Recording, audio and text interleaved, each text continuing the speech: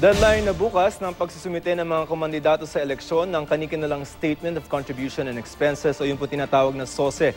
Pero ni isa sa mga kumandidato sa pagkapresidente o vice-presidente hindi pa nagsusumite ng kanilang SOSE. Ayon sa COMELEC, pagmumultahin ang hindi magsusumite nito o kaya naman ay madidisqualify kung nanalo. Narito ang report.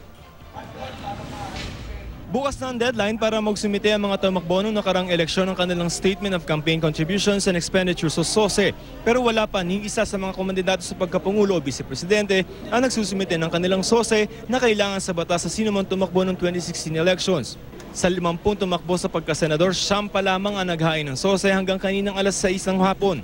Sa mga nanalo, sina Senador Ping Lacson, Senador Ralph Recto, Manny Pacquiao at Wing Gatchalian na nagsumite, habang sa mga hindi pinalad sina Alma Moreno, Getulio Napeñas, Alan Montaño, Princess Jacel Kiram at Roman Romulo ang nagkapag-file ng SOSE. Sa SOSE ni Lacson, inireport niyang gumastos siya ng 87.9 million pesos at sa 90.4 million pesos na campaign contributions na nakuha niya, may 2.5 million pesos na sumobra kaya binilik niya ito sa dalawang donor. Sabi ng COMELEC, pwede namang hindi ito ibalik pero kailangang ideklara ito bilang income o kita ng kandidato. Pag nagkaroon kasi ng sobra galing sa contribution, si BIR na yung may jurisdiction doon kasi considered income yon. Sa SOSE naman ni Recto, dineklara niyang gumastos siya ng 20 million pesos galing sa kanyang sariling pitaka. Tumanggap siya ng 111.6 million pesos na campaign contribution. Pasado alas 4 ngayong hapon, nagsumite ng SOSE si Pacquiao. Gumastos daw siya ng mahigit 66 million pesos sa kanyang kampanya, lahat galing sa kanyang sariling bulsa. 26 naman sa 115 na mga tumakbong party list ang naghain ng kanilang SOSE hanggang kaninang bago mag-alas 6 ng hapon. Sa SOSE naman ng atres na si Moreno, sinabi niyang wala raw siyang tinanggap ng campaign contribution. Mahigit 134,000 pesos daw ang nagasta niya ng kumpanya na mula sa kanyang sariling bulsa. Sa 115 na party list groups naman na tumakbo, 26 na ang nagsumite ng SOSE.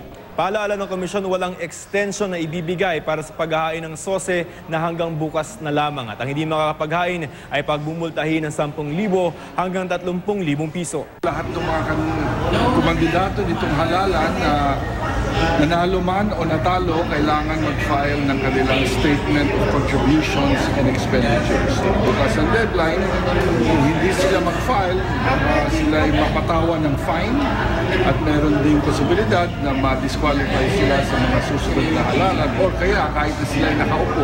Batay sa batas, 10 piso lamang ang pwedeng gastahin ng mga tumatakbong presidente at pagka-vice-presidente sa bawat botante, 3 piso kada botante sa mga kandidatong may partido at 5 piso kada botante sa mga kandidatong walang partido. Kung 2 beses nang hindi nakapaghain ng SOSE ang isang kandidato, maaaring basahin ito para ipa-disqualify siyang tumakbo o ma-appoint sa gobyerno. Paglabag ito sa Section 14 ng Republic Act 7166, hindi rin maaaring umupo ang sino mang nanalong kandidato hanggat hindi pa nakakapaghain ng SOSE.